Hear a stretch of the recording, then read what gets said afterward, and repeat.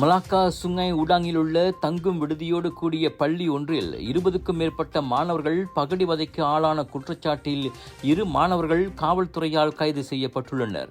இந்த வழக்கு தண்டனை சட்டத்தின் கீழ் விசாரிக்கப்பட்டு வரும் நிலையில் குற்றம் நிரூபிக்கப்பட்டால் குற்றவாளிகளுக்கு ஓராண்டு சிறை தண்டனையும் 2000 ரிங்கிட் அபராதமும் விதிக்கப்படும் என்று எதிர்பார்க்கப்படுவதாக மலாக்கா தெங்கா மாவட்ட காவல்துறை தலைவர் கிறிஸ்டபர் பத்திட் கூறியுள்ளார்.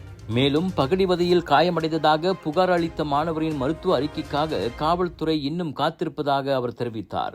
இந்நிலையில் மாணவர்களின் பாதுகாப்பு, நலன் மற்றும் உரிமைகள் மாநில அரசின் முதன்மை கவனமாக உள்ளதால் விசாரணை முழுமையாக நடத்தப்பட்டு கடுமையான நடவடிக்கை எடுக்கப்படும் என்று மாநில கல்வி, உயர்கல்வி மற்றும் மத விவகாரத்துறை தலைவர் டத்தோ ரஹ்மாட் மரிமான் கூறியுள்ளார். முன்னதாக அந்த பள்ளியில் 20க்கும் மேற்பட்ட மாணவிகள் விடுதிக்கு தாமதமாக திரும்பியதற்காக 30 நிமிடங்கள் வாத்து போல் நடக்கும் தண்டனை கொடுக்கப்பட்டது. இந்த சம்பவம் சில மாணவிகளுக்கு வீக்கம் மற்றும் சிராய்ப்பு காயங்களை ஏற்படுத்தியதோடு மூத்த மாணவர்களின் பழிவாங்கும் அச்சத்தால் பலர் புகார் செய்ய துணியவில்லை என்றும் தகவல்கள் தெரிவிக்கின்றன.